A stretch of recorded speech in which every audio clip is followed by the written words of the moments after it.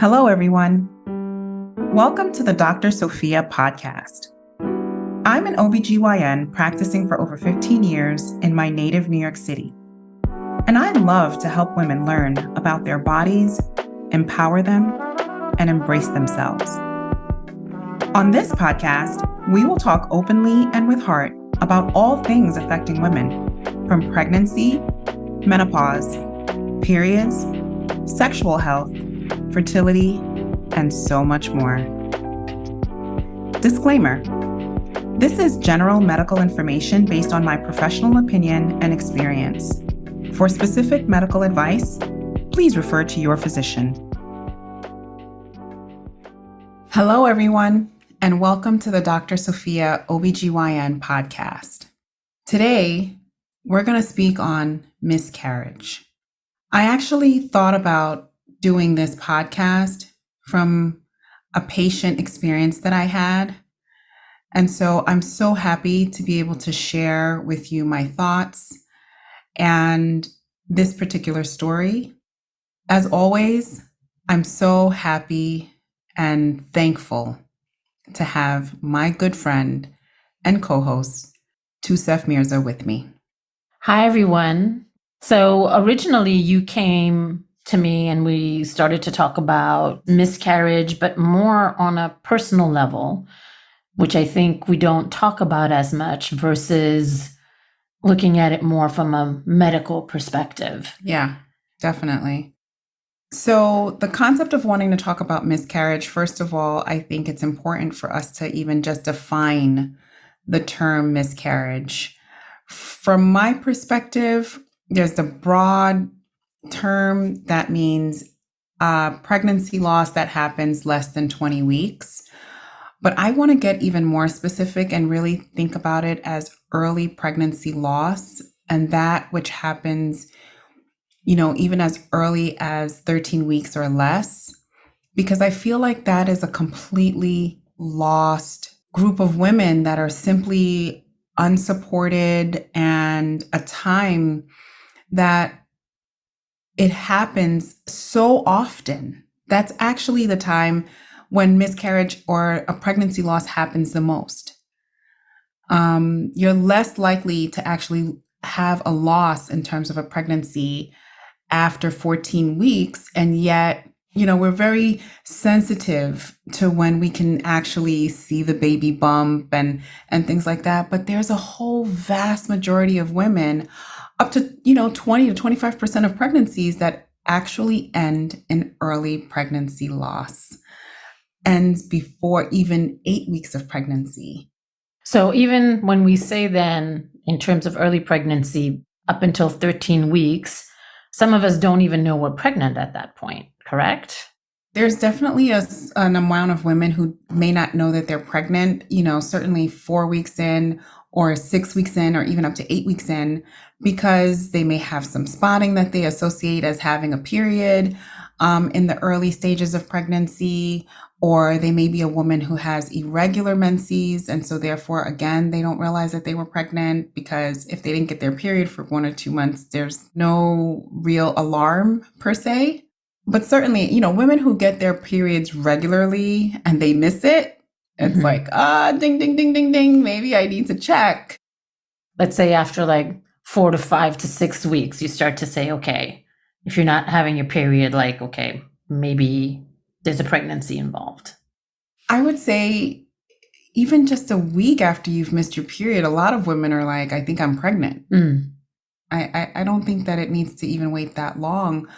However, what can be happening after the first 4 weeks of pregnancy is that you can have something called implantation bleeding. And, you have other things that would make a woman feel confused. Confused because it might look like a period, but actually it's not a period. Exactly. Okay. Exactly.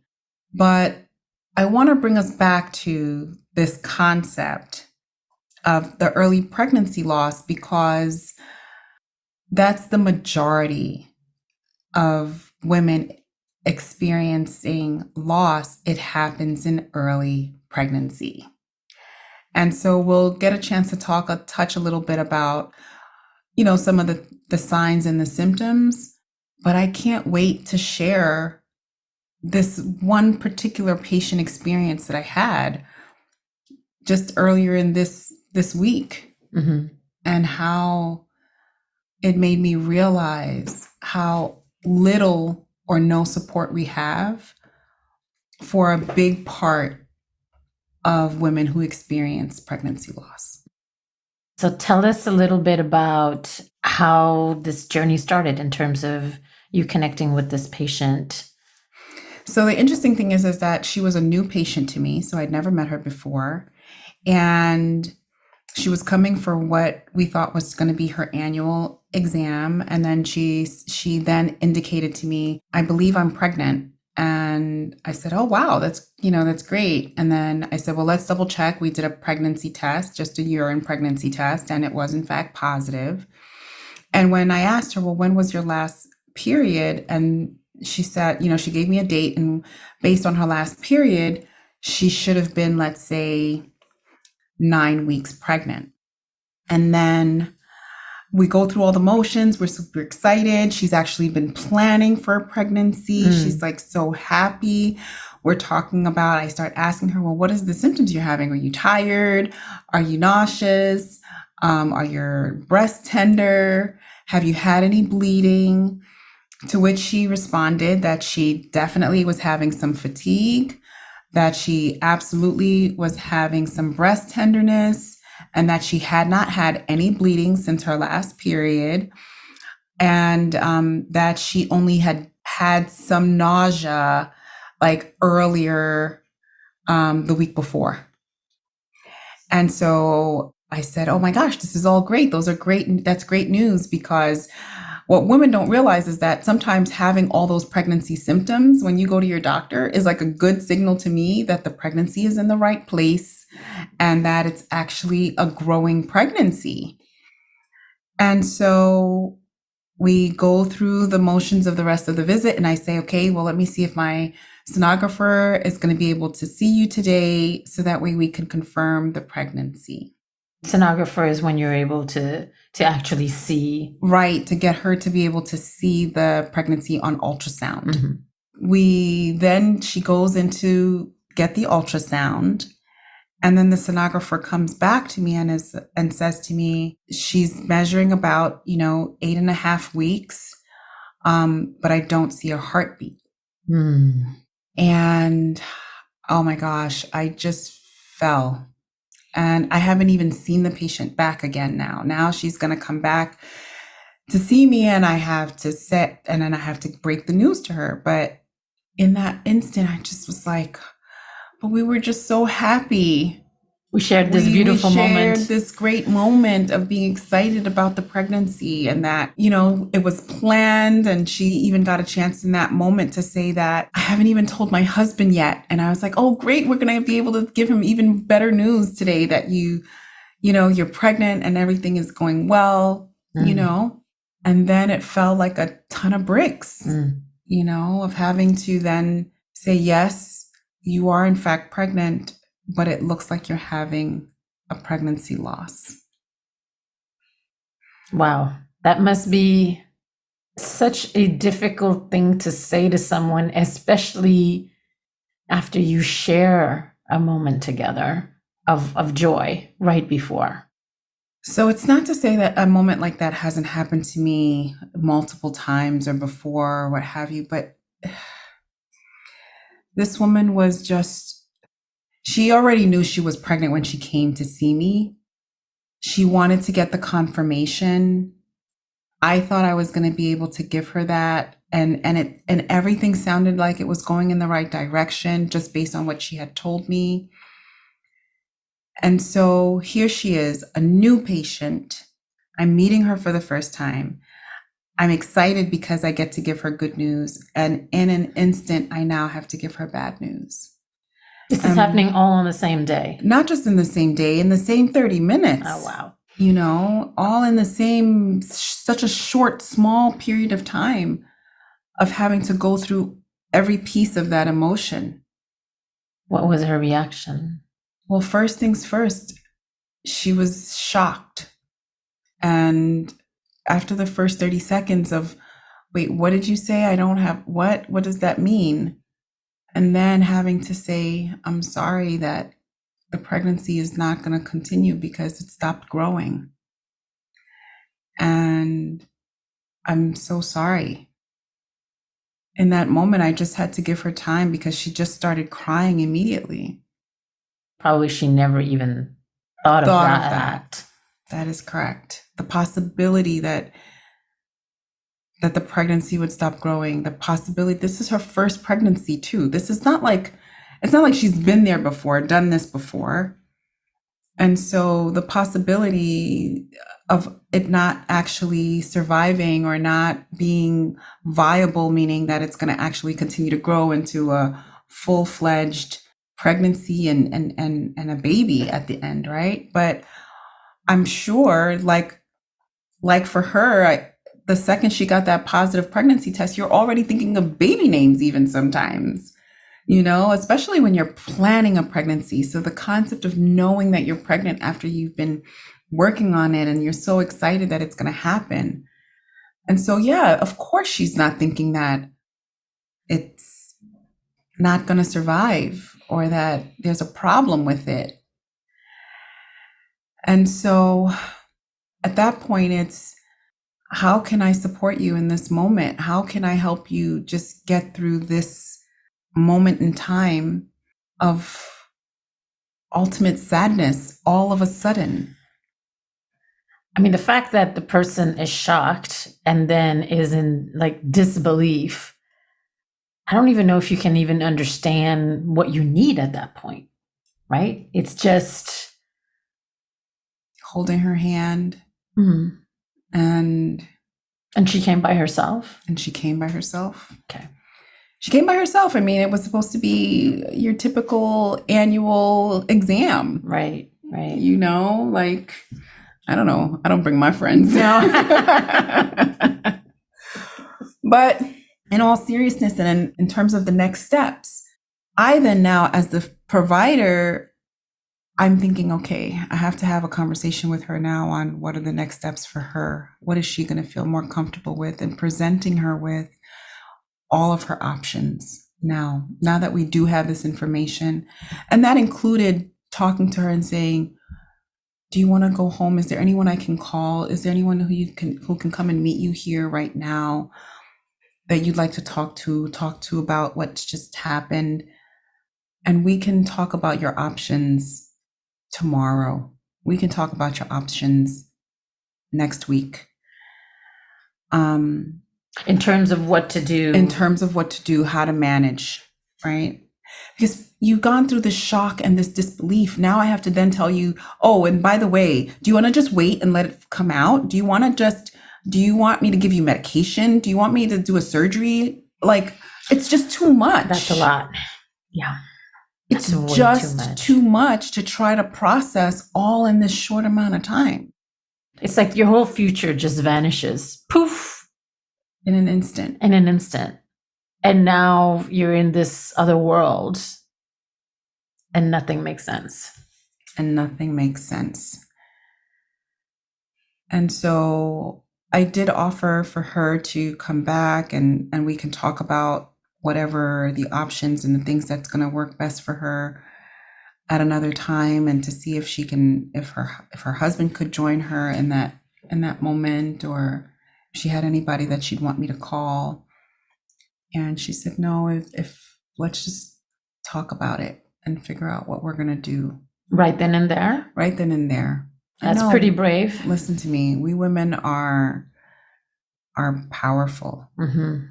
And brave and courageous. And we go through a lot. And yeah, I was proud of her to be able to think about that in that moment and say, okay, now how do we move on? What are the next steps?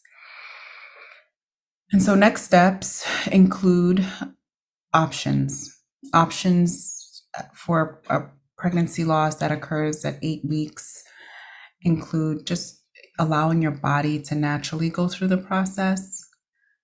Eventually, she would have some spotting, then bleeding, then heavy bleeding.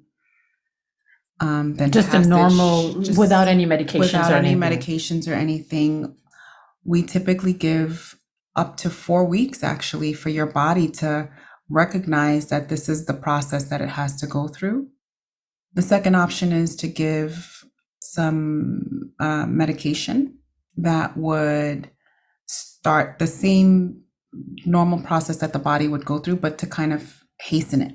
So make it so that you can actually, let's say, pick the best time. Maybe it's the weekend when you know you're going to be home and you can have the support of your partner or a support person there with you while you're going through the process of the bleeding and the cramping and the pain and the things that have to go through that.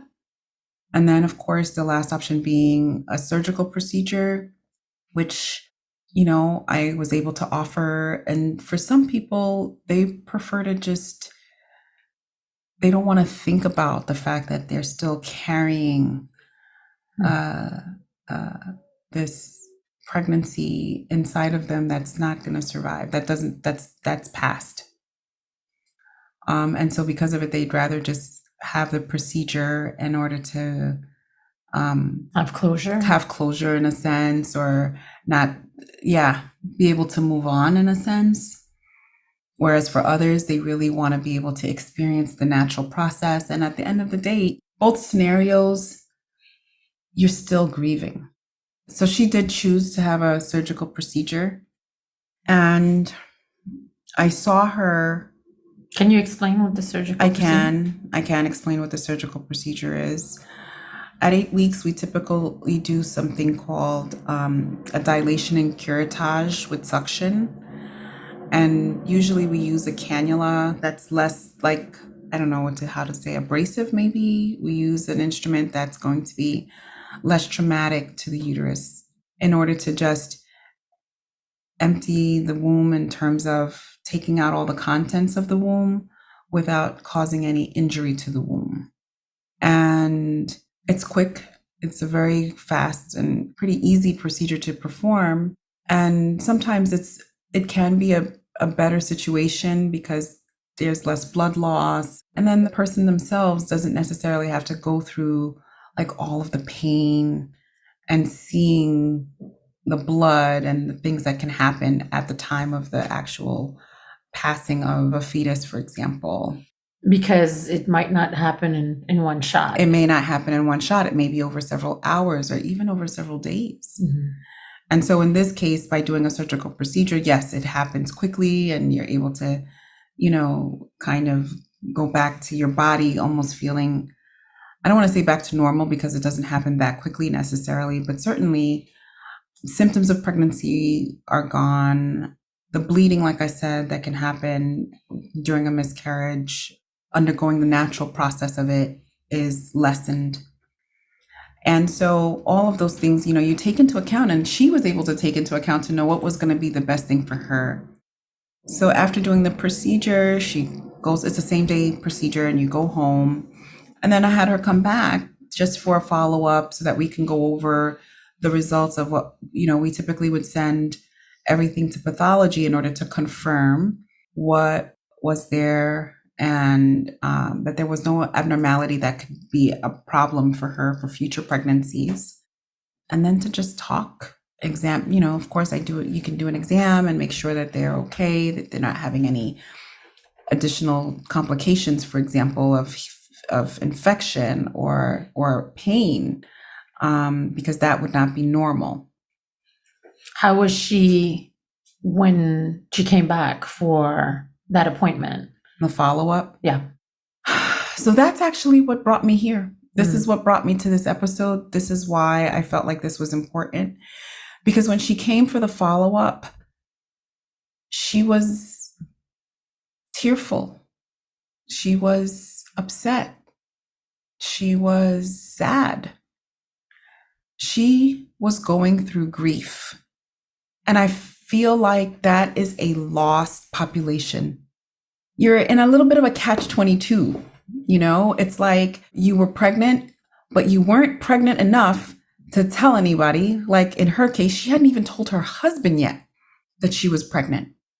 But yet, the second you get that pregnancy test positive, you just start thinking of all the possibilities. You already connect with the pregnancy. Your body is already going through so many changes within that short amount of time that reminds you, that tells you, that lets you know that you're pregnant.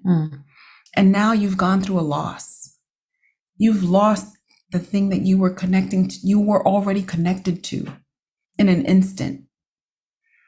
And I felt like she deserved to be in that moment. She deserved to be able to grieve. She deserved to be able to put life on pause, but nothing else around her is pausing.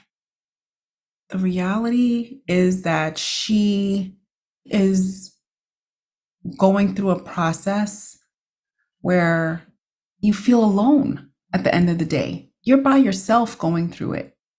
It's so different from when you're like, 6 months and everybody can see your baby bump. So they know to expect a baby at the end of 9 months. They know that you're pregnant. You go to work and everybody knows that Mrs. So-and-so, oh, Jane is pregnant. And, they get excited for you and they see the pregnancy glow, right? And at the end of the day, if a woman who's already advanced in her pregnancy, God forbid, has a loss, but she has a whole community who's going to be able to grieve that loss with her. Because they've also connected with that journey. Because they've connected with her with that journey. They've connected with her through that. Because we can see it, right? After a while, you can't hide it anymore that you're pregnant. Right. So when a woman who's had a loss at a further point, it's so traumatic.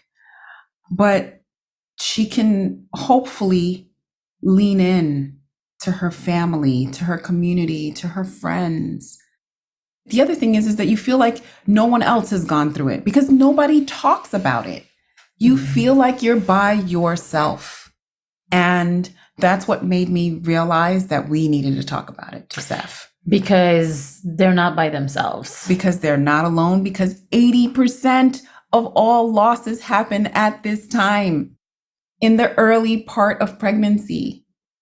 The majority of pregnancy losses happen early.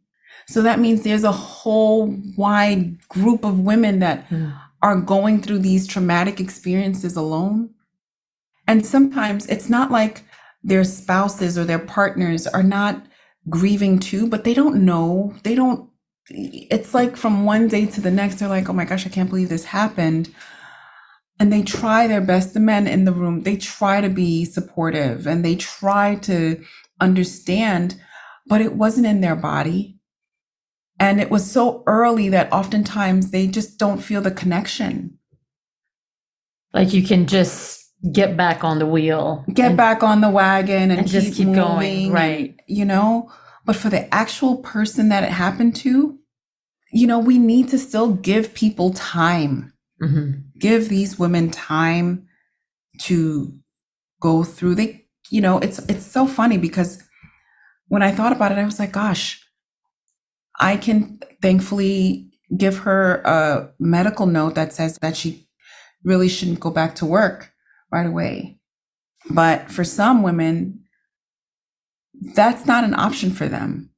They just have to turn around and go back to work and go back to life when they're every other minute, they're remembering what just happened to them and they want to just cry. And even that they can't do. Do they feel that they should get over it? Like, is there a feeling of like, am I overreacting? Because it's so funny you mentioned that. So outside of them feeling like, first of all, blame. When it happens early, they're like, oh my gosh, it must have been that glass of wine I had before I even realized I was pregnant. Was it my fault?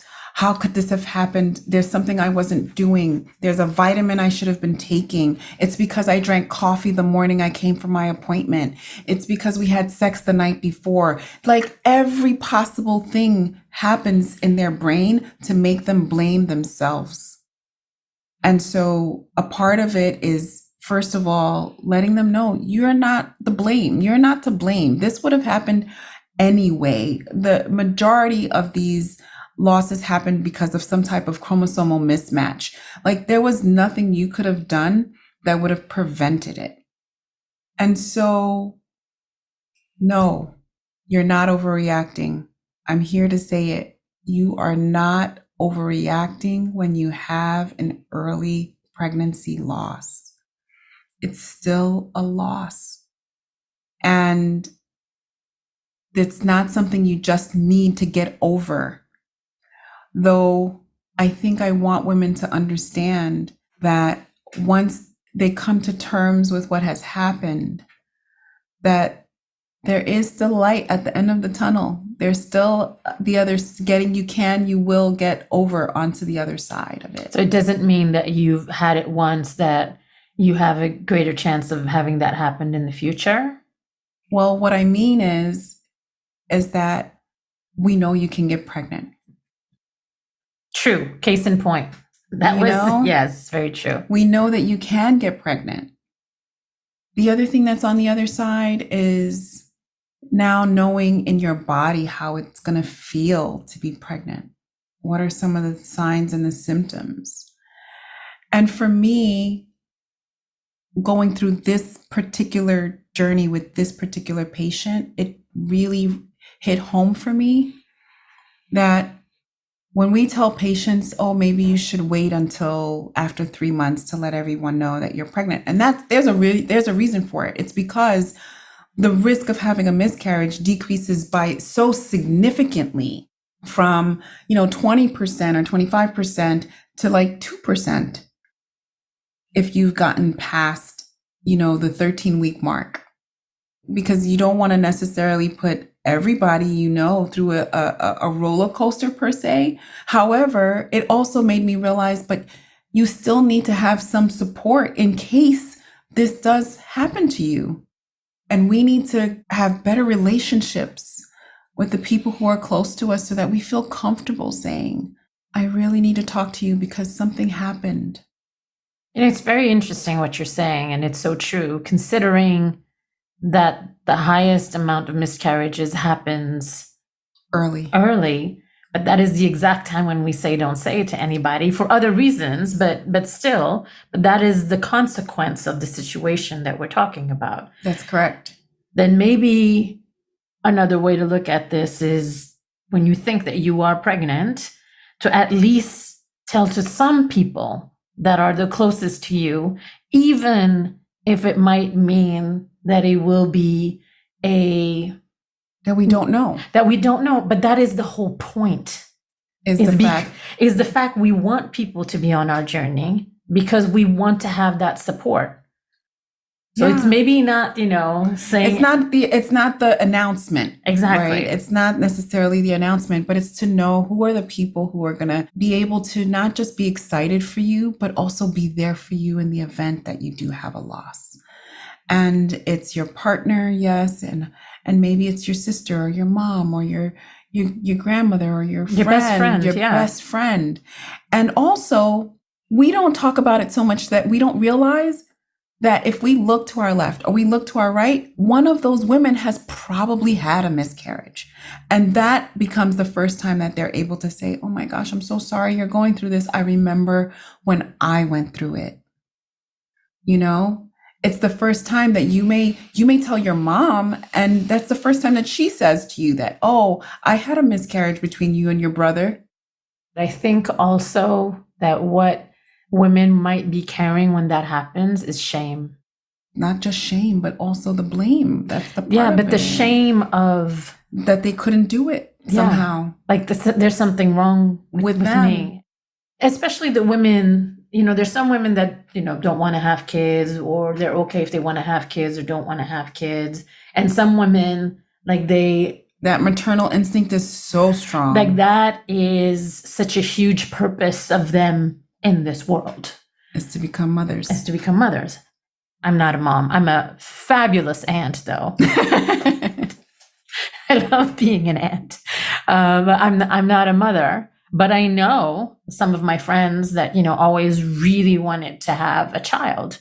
And that is so part of how they want to be on this planet. And so for that to not happen in that situation where also nobody knows about it, it's almost like your dirty secret.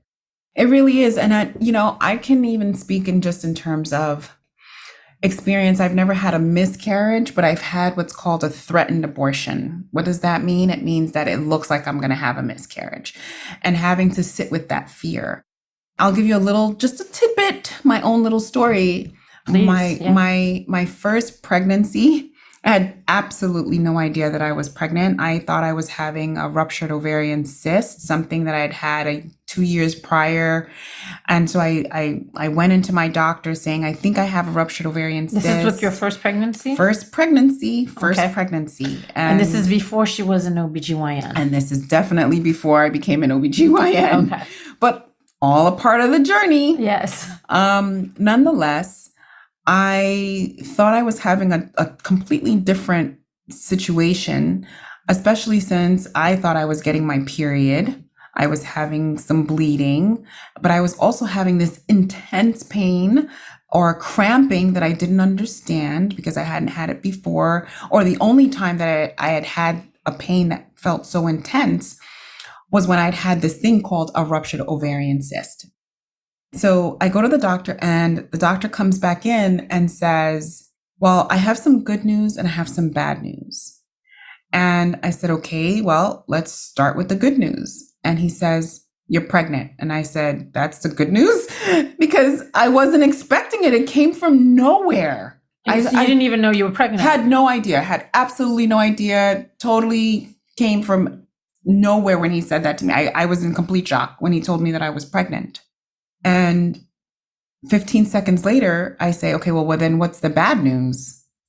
And he says, it looks like you're having a miscarriage. So from ridiculous up to down, all that in like how much time? 30 seconds. Like your whole world is turned twice in 30 seconds. That is correct. But it's more so the concept for me at that moment. I was like, wait a minute, what did you say? Wait, I'm pregnant, but wait, I'm having a miscarriage. And in the moment that he said I was pregnant, although I had anxiety, I had all kinds of things. I was like, what? How can I be pregnant? I started thinking, oh, is this even possible? And then, wait a minute, I'm pregnant. And then it hit me like a ton of bricks. And I could be having a miscarriage. And for this pregnancy that I didn't even know I had, I already felt a zing, a feeling, a connection. And the concept that I could be losing it was overwhelming. So overwhelming that I was like, oh, how did this happen to me? And why didn't I know? And why is all I kept thinking. And then the blame game and the shame, as you're just saying, happened. But the one thing that I was so fortunate for in that moment as well is the relationship that I had with my own mother. She was the first phone call that I made, because the doctor then said to me, you're going to have to go to the hospital, and, you have to be examined and checked out in the hospital. And I called her right away and I said, Mom, the doctor just told me that I'm pregnant. And they also said that I'm having a miscarriage. And she was just so comforting in that moment. Like, it's going to be okay. Let's find out what's really happening. And grounding. Yes, grounding. Definitely. I'm coming. That was the other thing that she said, was that, and I'm coming, I'm going to be there with you. And just the sheer thought of knowing that she was going to be there to just be by my side was comfort.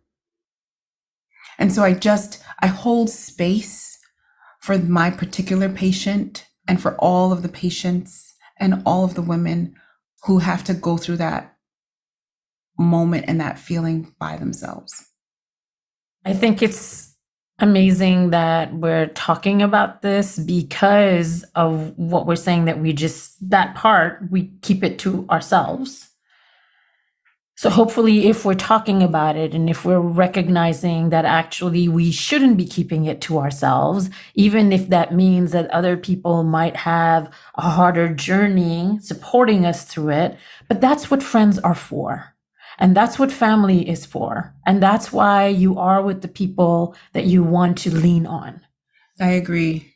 And I feel like even in just friend groups and, women circles, that it's just something we should, I don't want to call it just normalizing, but the conversation should be normal.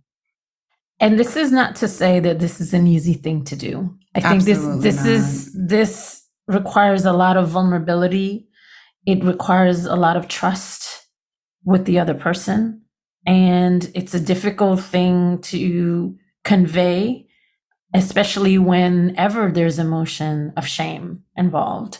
So we're not saying at all, just, talk to your friends and family about it, but it's to just open up that path, that is a way that we can maybe start to lean into and communicate.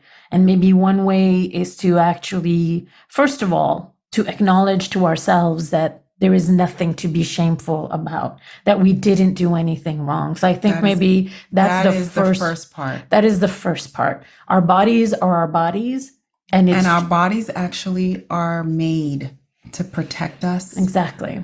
And it's why the majority of pregnancy loss happens so early. It's why the majority of them, it's due to things that wouldn't have been compatible with life in the first place, and that our bodies are made so that way we can survive as a species. When we are pregnant and when we are going through the labor process and we talk about having a team, a support, like having the people who are going to be there for you, it's knowing even before you get pregnant, thinking perhaps, if I got pregnant, who would want to know, who would be there with me, who would be there to go through the journey with me. And sometimes having more connection before in the planning phase. And granted, a lot of us don't ever plan for a pregnancy. I certainly hadn't planned for my first pregnancy. I had no idea. But at least I had the relationship already in place with my own mother that I could make that call. That in that moment, I did not have to feel alone, or at least in that moment, I could lean in on someone who I felt could support me no matter what I had to say on the other end of that phone call. And I want us to always be able to identify those people who are closest to us. And for some, it's going to be their partners. And that's perfectly okay, because at the end of the day, they're going through the grief also. Right? Mm-hmm. Like, I don't want to not acknowledge the partners in this process. But again, as I speak to the women of the group and the women who are, their bodies are going through it. And that kind of a connection, just always identify and know who in your circle is for you and is always going to be by your side, and that you can always confide in. I think it's important that we learn how to build those types of relationships so that way we don't have to go through things alone. Mm-hmm. And we're the only ones that can do that. And we're the only ones who can do it. You're absolutely right. Yeah. So to all the women who might have gone through this, we send you sincerely our love and our support. Because like Dr. Sophia said, we know that it is difficult and there is nothing for you to be ashamed about. And we just hope that this enables you to just feel a little bit more cared for, but also maybe relaxed a little bit. I think with the shame also, there's just, you feel tense. There's a tenseness that happens that we're just so used to carrying. So I just want this sort of just to, maybe it's just to exhale. I don't know. I think it's an exhale. I think we're here honestly to hold space for all that grief that you deserve to grieve and go through and live in that space. And with time, your heart can be full again. Thank you for joining us on the Dr. Sophia ObGyn Podcast. Until next time, bye. Bye. This is general medical information based on my professional opinion and experience. For specific medical advice, please refer to your physician. Until next time, embrace your body, embrace yourself.